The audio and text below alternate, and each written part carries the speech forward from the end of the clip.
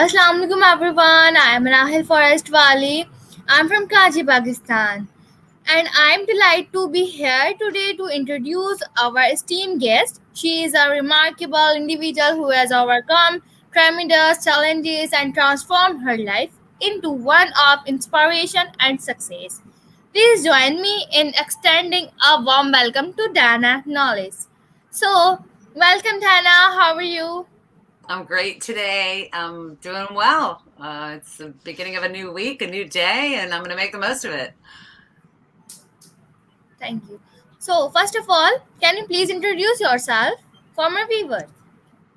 Yes, my name is Dana Knowles. I live in the US. I live in West Virginia, which is about an hour from Washington, D.C.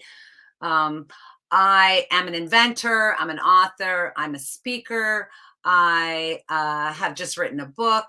Also, the first lady of the city of Martinsburg. My husband is the mayor of the city of Martinsburg, which is the fourth largest city in West Virginia. So it's a nice size. I've lived here in West Virginia for about 20 years. I'm originally from Pittsburgh, Pennsylvania. And I mean, there's a lot to tell about my story. So I think we're going to get into that in the questions, but that's just kind of that me in a nutshell here today. What I'm all about. I'm a speaker, I'm a business owner, I'm a mentor to many women in the community.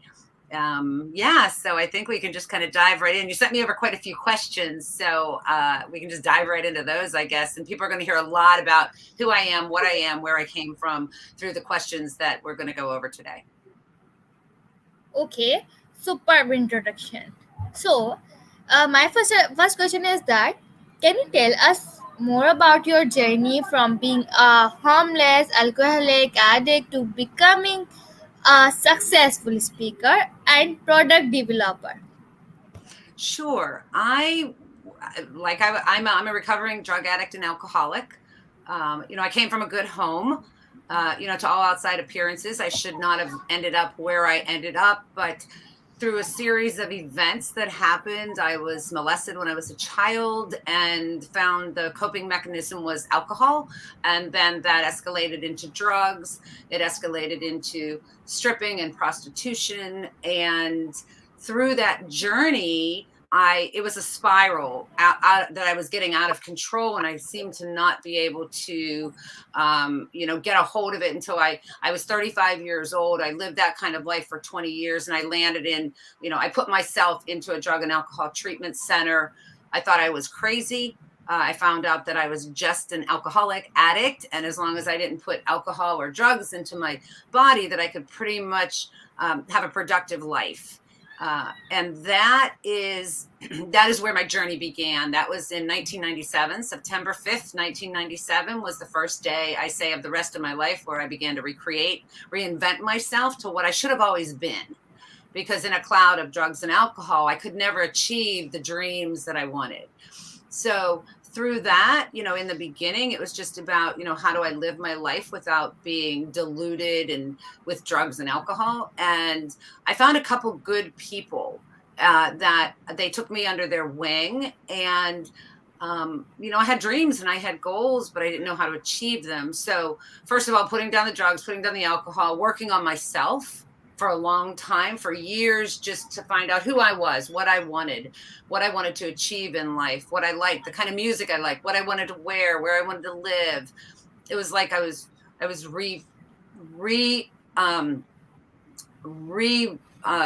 the word I want to use? Like finding out who Dana really was. And through that, I started to look at my dreams and my goals and what I wanted to do. And I always wanted to be a business owner. So I had a mentor through everything that I've done through my life for the last 25 years that I've been clean and sober. I've had a mentor. I have a tuxedo rental business. I had a mentor with that.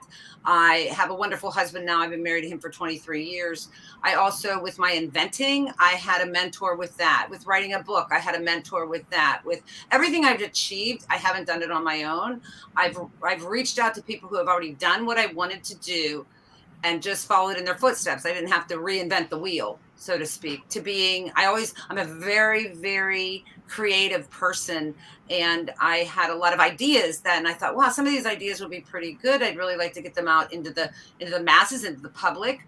And so I found somebody that did what I wanted to do, and I followed in their footsteps. Inspiring journey. Yeah. Okay, let's move on to next question. How did your personal experiences with domestic abuse shape your approach as a speaker and mentor? Well, I think the biggest thing with that is that once I got out of the insanity of domestic violence, I mean, I've had guns to my head and knives to my throat. I talk about that in my book. The book's called The Pause Method, P.A.U.S.E. It stands for Postpone Action Until Sanity Emerges. And I share in the book about different stories of how I used this pause method where I, post, sometimes I did, sometimes I didn't. But with the domestic violence is once I got out of it and I got away from the insanity, because I was in relationship after relationship after relationship, every one of them was like worse than the last one. The common denominator was me. And until I fixed myself, I was going to continue to repeat that behavior over. So I went to a lot of therapy for a good year to figure out why I did the things I did and why I attracted the men I attracted, or why I was attracted to those type of men. And because I was able to get through all of that, get to the other side, now all that experience I look at, it didn't happen to me, it happened for me. So now my strength is being someone that got through that. I don't want to say I overcame it, because there's still a lot of trickling things that come into play, into my life, day-to-day life now. If something happens, my mind can revert back, and I have to tell myself, this is not the same situation. I'm not in that situation anymore. I'm safe now. But as far as a speaker goes, my experience can be someone else's survival guide. And because I got strength, because I was able to get through it, and because I speak out loud about it, it's not this dirty little secret anymore, that this is what happened to me, that I want to share it with the world. I want to share that there is another way. But again, which reverts back to, how did I get out of it? I got help from other people. All right. So, let's move on to next question. Okay. What inspired you to invent the hanging shower caddy, and how did you feel when it was licensed by a company and received positive reviews on Amazon? Yeah, I just checked Amazon today. I'm standing still at like 800 5-star reviews on my product, the hanging shower caddy by a company called Grand Fusion Housewares. And what inspired me to invent the hanging shower caddy is I get real annoyed with things very easily, and I don't accept things for the way they are. My mind says there's got to be a better way. I've invented a lot of things. This is the only product I brought to market through licensing. And so it was just really something that annoyed me. And if it was annoying me, I figured it's got to annoy other people too. The shower curtain blowing in, not having enough space in our shower or in our bathroom, in our bathtub area to hang all our stuff that we have. And women have a lot more stuff than men for the most part. And so I studied under a company called InventRight. They guide, teach, and mentor product developers how to bring their products to market through the licensing channel. And it took me about 6 months to find a company that was interested in my product. I got a lot of no's. I got 52 no's, 52 rejections before I got a yes. And it only takes one yes. And so it took a year or so for it to get to market. And when it went up on Amazon, it sells on other platforms too, catalogs, a lot of internet platforms. But Amazon's, the primary one everybody shops on. But I have to say that it is very exciting when someone writes a comment and says how much it solved the problem. That was the primary goal for me. Money was great. The money that comes in the royalties are fantastic. But it was just the goal that's a product that came from my head. I created that, and now other people get to enjoy it. So seeing the 800 5-star reviews, most of them are 800, 5-star and 4-star reviews, but seeing all those reviews, it's a rush every time I look at it. It's like mission accomplished. Yes, I always say goal plus action will equal success. So it's pretty sweet. Oop, I think we froze. Oh, there we go. All right. Wonderful experience. Okay. Now let's move on to next question. As the first lady of Martinsburg, West Virginia, what initiatives or projects have you been involved in to support the community? Well, because I'm a recovering drug addict and alcoholic, that's where my heart is. We in West Virginia and in all around the United States, if not all around the world, have had a terrible opioid epidemic. It hit us really hard in West Virginia. It hit us really hard in our community. So that's where my heart lies, is to speak loud, live my life out loud, that people with a substance abuse disorder come from all walks of life, from all different families. And I want to bring light to that so that the judgment stops. And I do that through community speaking. I also speak about using food pantries, for homeless, because I went to a food pantry when I was first homeless in early recovery. I was living in a shelter. And so that's where my platform is to speak loud about people who are using drugs or using alcohol, and how can we help them. I'm involved in quite a few different nonprofits that are focused completely on helping people with addiction. All right. So, can you share some of the highlights from your featured keynote speeches and guest speaking engagement? Which one had the most impact on you personally? Wow. I think I do this presentation to wow, that's a hard question because a lot of them have impacted me. In the inventing world, I do a presentation called Company 53, and I take the audience through my journey of inventing, all the mistakes, all the money, all the people that had taken advantage of my dream, to where I found the answer, and then that journey. And that's pretty powerful when I'm talking to other inventors or entrepreneurs or people who have that creative mindset, teaching them that there's another way that they can bring products to market. That's one aspect of my speaking. But then the other aspect is the other part is my story. Like, I've had a very colorful past. I talk a lot about it in my book. That's probably where my heart lies more. I mean, with the inventing, it's more business oriented, but with the recovery end of it, it's more passion. Probably the most powerful talk that I ever did was to a women's group. It was I hope I don't mess up the name, General Federated Women's Clubs of America. And I spoke at the state convention in West Virginia. And I talked about my journey from being in a homeless shelter, and how much the homeless shelter helped me, because that was their platform for the year, to help women and homeless. And I had the audience laughing, and I had them in tears. And I always like when I touch their heart, like I pull at their heartstrings. Not that I want to make my audience cry, but when I'm really getting down to that emotion. So, and getting raw about my experience, and you can't make this stuff up. And so I think talking about, whether it's inventing, talking about my experience, or whether it's being, domestic abuse, drug and alcohol use, it's my story, and I'm passionate about both ends of that. So it's kind of like, yeah, one end is inventing, which I absolutely love, and the other end is recreating and reinventing myself, which is inventing. If we don't invent something tangible that people can buy and sell and use, then we can also reinvent ourselves. That's amazing. Okay, now let's move on next question.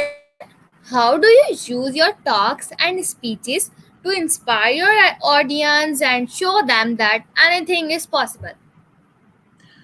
Well, I think the best way to inspire my audience is to be authentic and be real and not sugarcoat anything. People, as we're storytellers. we've told stories forever and ever. I mean, way back in the day, they were sitting around the campfire telling stories.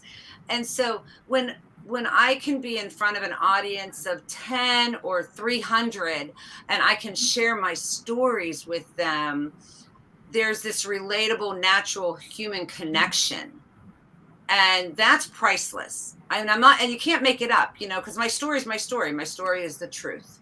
So that's probably whether I'm talking about, and I talk about a couple of different topics. Okay. I talk about drug and alcohol use. I talk about homelessness. I talk about inventions. And I talk about business because I do have a business. Now I'll be able to talk about my book, and all the little things in my book that help people. But there's no one topic. I mean, I can talk about not so much religion, but spirituality. I lived a life for 35 years with no type of spirituality at all. I believed that there was something there, but I couldn't put my finger on it. And then when I got sober, I was taught how to find my spirituality and how much that helped me to recreate myself. So there's like 3 different things that I really do talk about. And I tend to focus on those topics for my audience. I like it. So my 7th question is that in addition to your speaking engagements, how do you mentor women who are trying to overcome alcohol and drug addiction and better themselves? Well, I can tell you a story about a girl that when I met her 7 years ago, she was living in the woods and she had no running water, no electric. And I had met her at the hospital because I'm on a call list. Like if somebody comes into the hospital and they want help, there's a call list that the hospital can call, and we volunteer and we go up. And I sat and I talked to her, and I just said, you don't have to live this life anymore. And she said, but I don't know where to begin. And it was all about take my hand and I will walk you through it. So she got into a woman's shelter, and then from there she had to pay some fines and get her driver's license back. And we, like somebody did for me, they took me under their wing and they walked me through when my life was falling apart and I didn't know what to do. I let them do the thinking for me, and they directed me, okay, this is what we're going to do next. One step at a time. You can't do 100 things. You can only do one step at a time. Let's do this first. So this gal, I took her under my wing, and I helped her with a job application. I helped her get to work when she needed to get to work, whether it was taking her to work or getting her bus passes. Helped her get her first apartment, fill out the application, then eventually helped her get a car, not financially, because I'm not giving people money. I'm not doing that, but I'm walking them through the process of how do I apply for a small loan? How do I open up a bank account? And these are all things that we, at least in America, take for granted. Like we just think that everybody should know how to do all this stuff. Well, many people don't know how to do it because they were never taught how to do it by their parents. So the girl that I'm talking about now, she has 9 years clean and sober. She's back in college. She's got a great job. She's got her own little house. She's got she's got a car. She's respected in the community. She now works in the recovery field.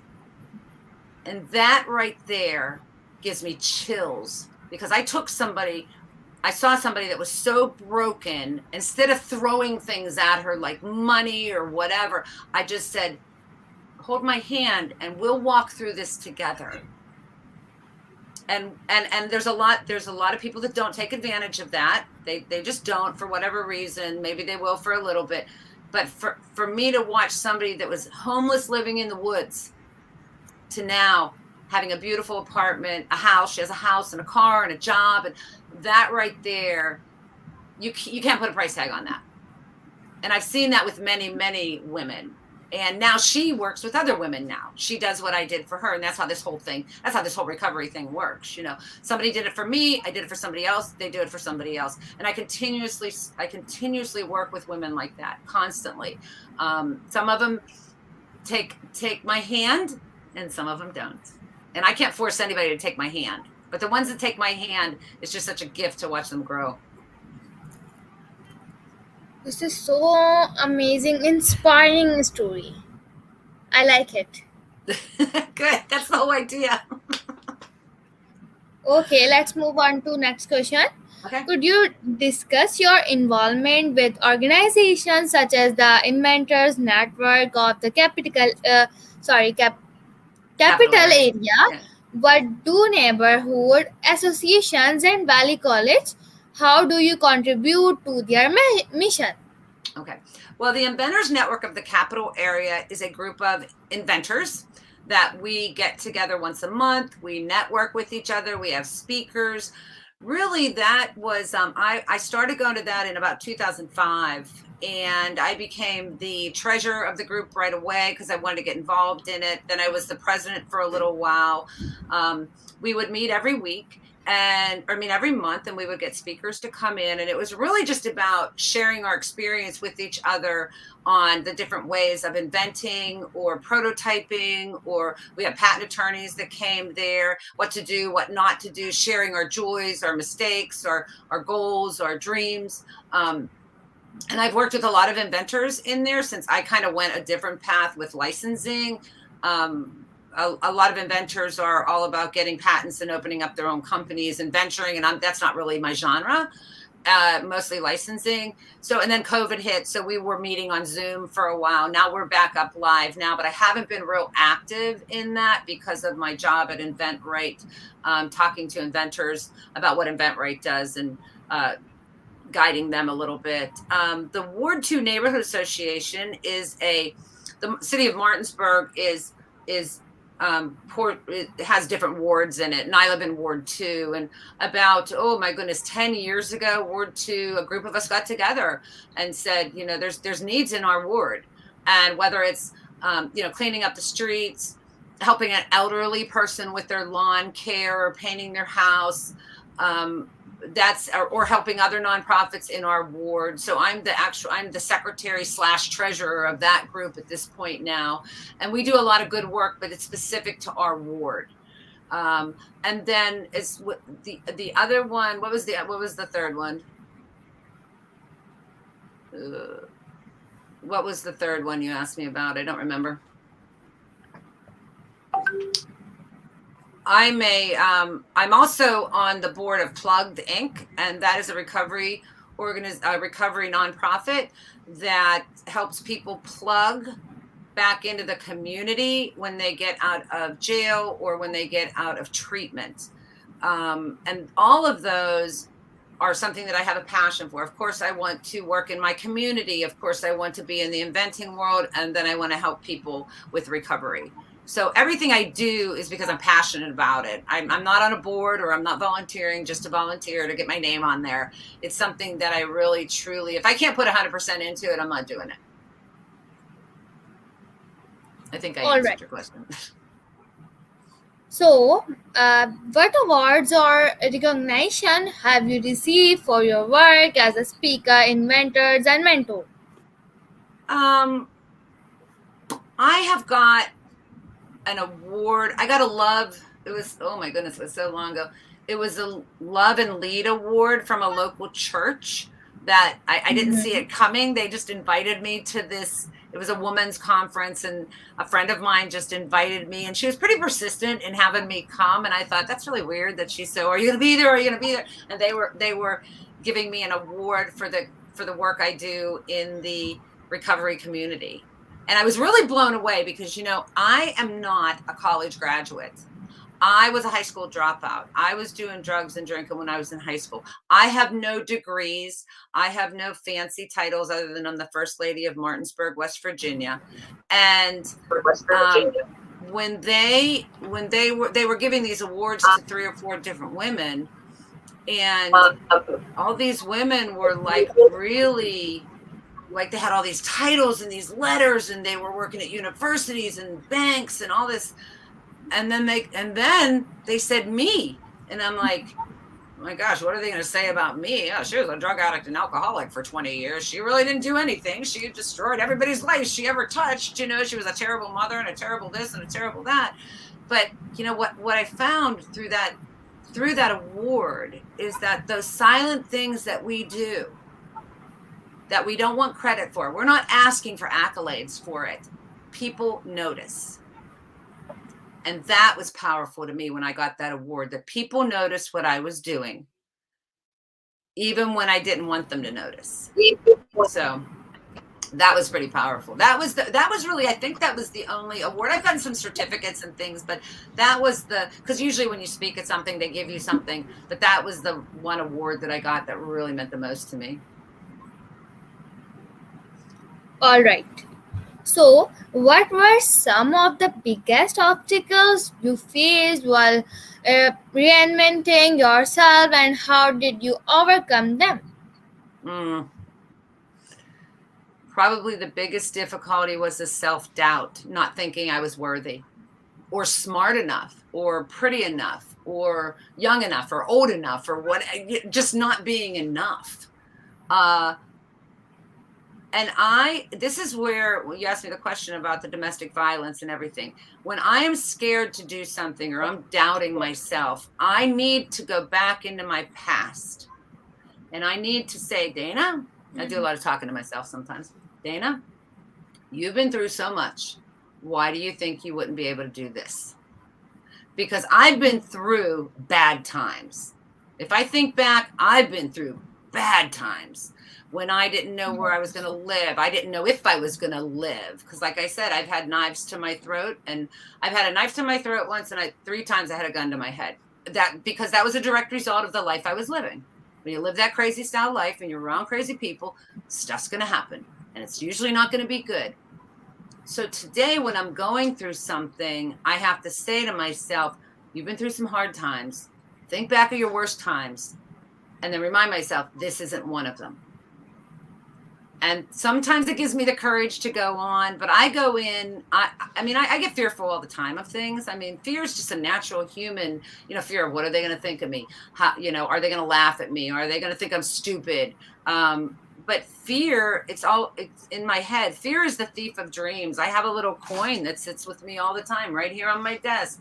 And it says, fear is the thief of dreams. And I have to constantly remind myself that I can do anything I want to do. Through the fear, through anything, I can do it. And I'm not letting anybody stop me from doing it. Is it hard? Absolutely, it's hard.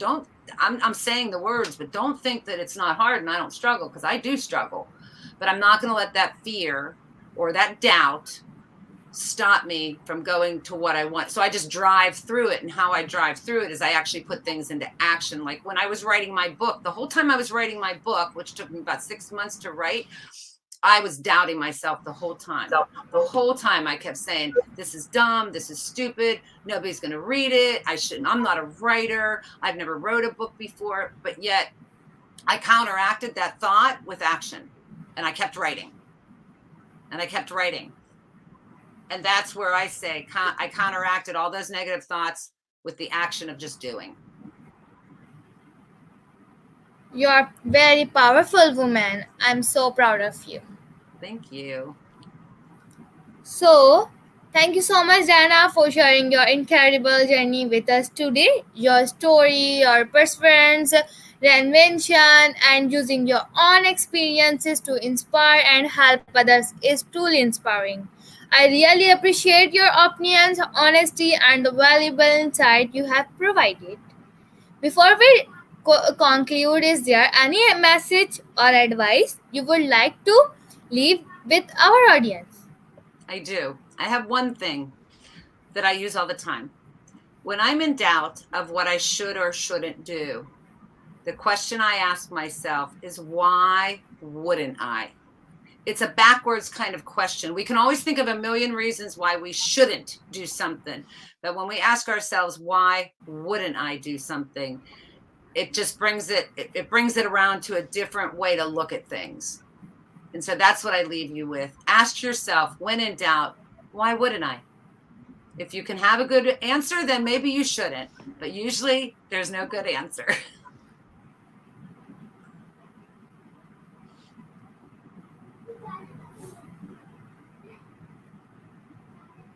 Thank you so much for your advice. Thank you so much. And once again, Dana, thank you so much for being our guest and for reminding us that no matter our circumstances, we have the power to reinvent ourselves and receive our dreams. Your story will adoptedly continue to motivate and empower many. So, thank you for your time. Thank you. And to our viewers, thank you for tuning in. Stay tuned for more inspiring conversation. And until next time, take care and continue striving for your own personal growth and success. So, Assalamu alaikum everyone. Allah Hafiz. Bye bye. Thank you, Bye. Dana. Thank you.